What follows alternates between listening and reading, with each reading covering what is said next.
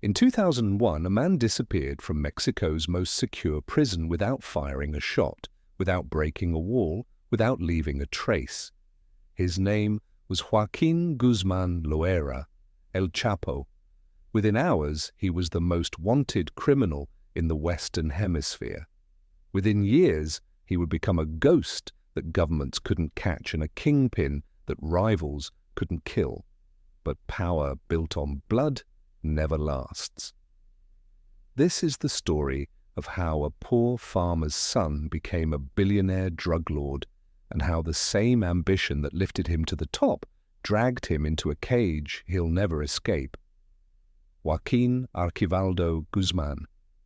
Loera was born on April 4, 1957 in La Tuna, a remote village in the Sierra Madre Mountains of Sinaloa, Mexico. There was no electricity, no running water, no future. His father, Emilio Guzmán, was a cattle rancher and an abusive drunk who beat his children regularly. Joaquín and his siblings lived in constant fear and poverty. By age 6, Chapo was working in the fields, pulling weeds and harvesting crops to help feed his family. School was a luxury they couldn't afford. He made it to 3rd grade before dropping out entirely. In La Tuna, there were only 2 paths: stay poor or take risks. For a boy nicknamed Chapo, short for Shorty because of his small stature, respect was something he'd have to earn, not inherit. At 15, Joaquín left home. He began working for local poppy and marijuana farmers in the mountains. It wasn't glamorous, it was survival, but it introduced him to a world where money moved fast and loyalty was currency. In Sinaloa, the drug trade wasn't just a business, it was a way of life. Chapo was learning the rules. In the late 1970s, Chapo caught the attention of Miguel Ángel Félix Gallardo, known as El Padrino, the Godfather. Félix Gallardo controlled the Guadalajara Cartel, the most powerful drug organization in Mexico at the time. He saw potential in the young man from the mountains. Chapo was smart, fearless, and hungry. Chapo started small, driving drugs across the border, managing shipments, proving his worth. He wasn't flashy. He didn't attract attention. That made him valuable. While others partied and burned through cash, Chapo studied the business. He learned routes, bribed officials, and built networks. By the mid-1980s, he was overseeing major operations in Sinaloa. Then came 1989. The Mexican government arrested Félix Gallardo, and the Guadalajara Cartel fractured into smaller factions. In the chaos, Chapo made his move. Alongside Ismael El Mayo Zambada and the Beltran Leyva brothers, he formed the Sinaloa Cartel. He was no longer just a driver, he was a boss. Chapo's genius wasn't violence, it was logistics. While other cartels fought bloody wars over territory, he focused on infrastructure. He pioneered the use of underground tunnels to smuggle drugs into the United States. These weren't crude holes in the ground. They were sophisticated operations with ventilation systems, electric rails, and reinforced walls. Some stretched for miles beneath the US-Mexico border. He diversified supply chains, moving cocaine from Colombia, methamphetamine from local labs, and heroin from Sinaloa's poppy fields. He bribed everyone: police, military commanders, politicians. In Mexico, silver or lead was the offer: take the money or take the bullet. Most took the money.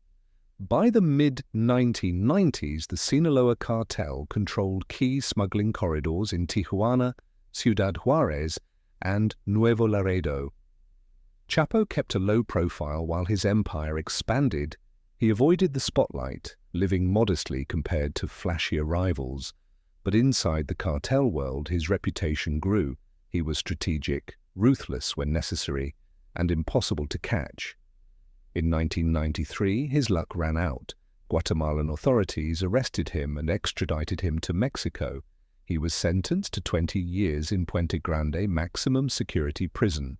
For most criminals, that would be the end. For Chapo, it was an intermission. On January 19, 2001, Joaquín Guzmán Loera walked out of Puente Grande prison hidden in a laundry cart.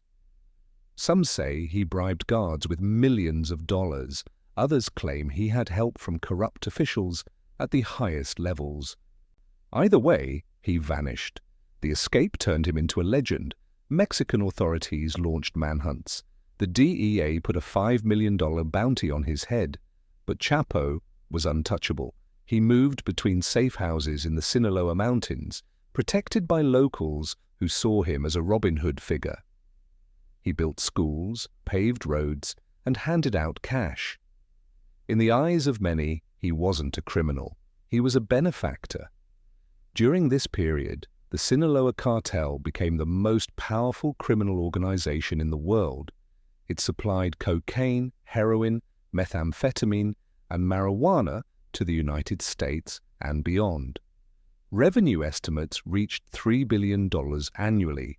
Forbes named Chapo one of the world's most powerful people. He appeared on their billionaire list. But power attracted enemies. Rival cartels wanted him dead. The Juarez Cartel, the Tijuana Cartel, and Los Zetas all declared war on Sinaloa. Mexico descended into unprecedented violence. Thousands died in cartel wars. Beheadings, mass graves, and public executions became regular news. Chapo's empire was soaked in blood. By 2008, internal fractures appeared. Chapo's former allies, the Beltran-Leyva brothers, accused him of betraying their leader, Alfredo Beltran-Leyva, to authorities. The accusation split the cartel. Former partners became sworn enemies. The Beltran-Leyvas aligned with Los Zetas and launched a brutal campaign against Sinaloa. The violence escalated. In 2008, Chapo's son, Edgar Guzmán López, was ambushed and killed in a Culiacán shopping center parking lot. 22 years old, gunned down in a hail of over 500 bullets. It was a message. Nobody was untouchable. For the first time, Chapo's carefully controlled world felt fragile. Meanwhile, pressure from the US and Mexican governments intensified. The DEA and Mexican Marines launched coordinated operations targeting high-ranking Sinaloa members. Informants inside the cartel began cooperating with authorities. Chapo's inner circle was shrinking. In February 2014, Mexican Marines finally tracked him to a modest beachfront condo in Mazatlan. He was captured without a shot fired. This time, they placed him in Altiplano, Mexico's most secure prison. But history repeated itself. On July 11, 2015, Chapo escaped again, this time through a mile-long tunnel dug directly into his cell's shower. The escape was a national embarrassment for Mexico, but it also made Chapo the world's most wanted man. Every intelligence agency on the planet was hunting him. The final chapter began in January 2016. Chapo made a fatal mistake. He reached out to actor Sean Penn and Mexican actress Kate del Castillo to discuss a potential biopic about his life. The communication was monitored. Mexican and U.S. authorities traced his location to Los Mochis, Sinaloa. On January 8, 2016, Mexican Marines raided the safe house. Chapo and his lieutenant escaped through a tunnel into the city's sewer system, but they were cornered hours later during a carjacking. This time, there would be no escape. Chapo was extradited to the United States in January 2017. His trial began in November 2018 in a Brooklyn federal courthouse. For 3 months, prosecutors paraded former allies, enemies, and mistresses through the courtroom. They testified about murders, bribes, and drug shipments. One witness claimed Chapo personally killed 3 rivals and buried them alive. Another described a system of corruption reaching the highest levels of Mexican government. On February 12, 2019, the jury delivered its verdict, guilty on all 10 counts, including drug trafficking, money laundering, and running a continuing criminal enterprise. On July 17, 2019, Judge Brian Cogan sentenced him to life in prison plus 30 years. Today, Joaquín Guzmán Loera is inmate 89914053 at ADX Florence, a supermax prison in Colorado. He spends 23 hours a day in a 7 by 12-foot cell. No visitors, no phone calls, no sunlight, no escape. El Chapo's story is not one of triumph. It's a cautionary tale about the cost of power built on suffering. He rose from extreme poverty to unimaginable wealth, but every dollar was stained with blood. His empire destroyed families, fueled addiction, and turned entire regions of Mexico into war zones. Thousands died so he could live like a king. In the end, the mountain boy who wanted respect lost everything. His sons continue the cartel's operations, trapped in the same cycle of violence. His name lives on not as a legend, but as a warning. Power gained through crime is never truly yours. It's borrowed time, and the debt always comes due. Thanks for watching. To the end of this documentary, please like, comment, share, and subscribe to this channel for more documentaries like this.